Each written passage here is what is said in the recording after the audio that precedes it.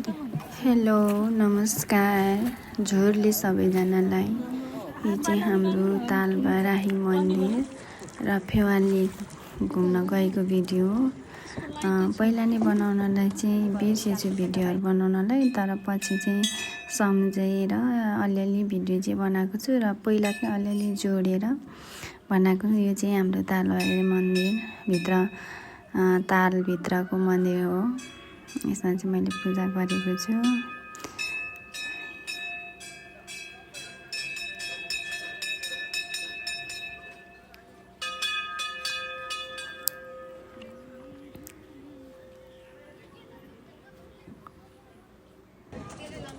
यो चाहिँ बिर्सेछ, यानि पछि सालुले याद गराएर यहाँदेखि चाहिँ भिडियो बनाउन थालेको। एउटा अङ्कलले हेलो पनि भन्नुभयो। उहाँ चाहिँ हामीहरू सँगै एउटै बोटमा थियौँ अनि भिडियोहरू बनाएको।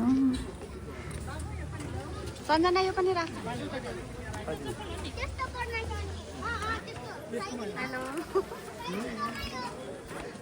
अघि नै गर्नुपर्ने कस्तो बिर्सेको क्या।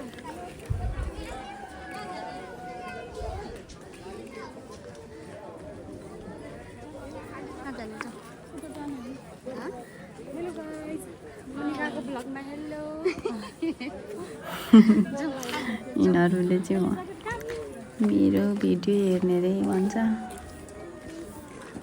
उनीहरू चाहिँ आज मेरो भिडियोको चाहिँ पात्रहरू हुन्।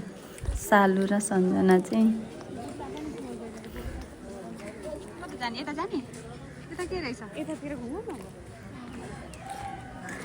म चाहिँ भिडियो कर्ता है, भिडियो गर्ने। मेरो पनि छ बिच बिचमा आफैले सेल्फी गरेर बनाएको भिडियोहरू छ।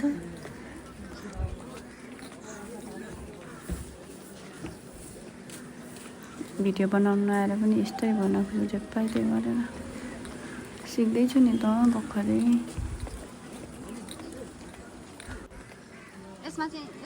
यहाँ फेरि बाटो कसरी यो बनाएको हो, यो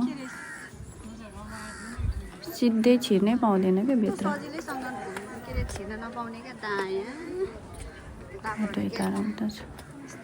के बनाएको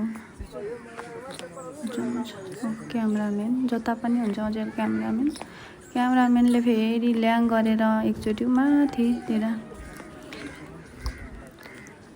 5-10 मिनट जति नै ल्याङ गरेर हेलो भनेको थियो। त्यो क्यामराम्यान ल्याङ गर्ने क्यामराम्यानले पनि भिडियो नै मेमोरी नै फुल भयो, त्यतिकै भयो, आएन चाहिँ भिडियोमा त।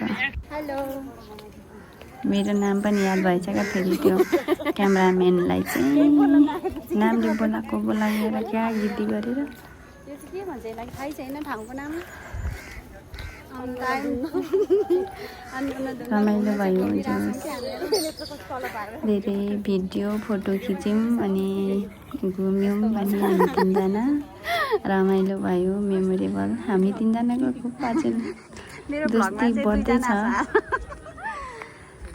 भन्दा नि यो सालु र सञ्जना जाने एकदम धेरै उनीहरू मिल्छ। म चाहिँ माथि छु गाउँमा, उनीहरू चाहिँ नजिकै छ। त्यही भएर यिनीहरू चाहिँ पालिका जाँदा कतै जाँदा पनि भेट भइरहेको छ, मिलेर सँगै भएर हुन्छ।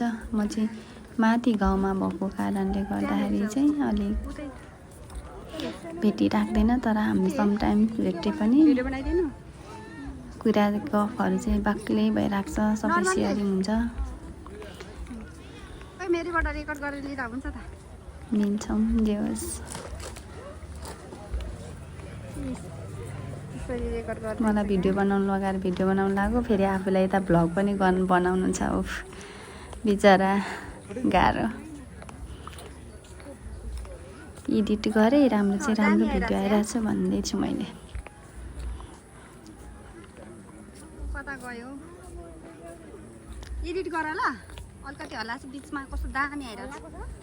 होइन मतलब बिच त्यही भएर कस्तो राम्रो भ्यू क्या, कति राम्रो छ यो। साइड यहाँ गएर बसिरहनु मिठो छ। यहाँको चटपटे पनि मिठो थियो, भोक लागेर साँझतिर खाएको थियौँ हामीले।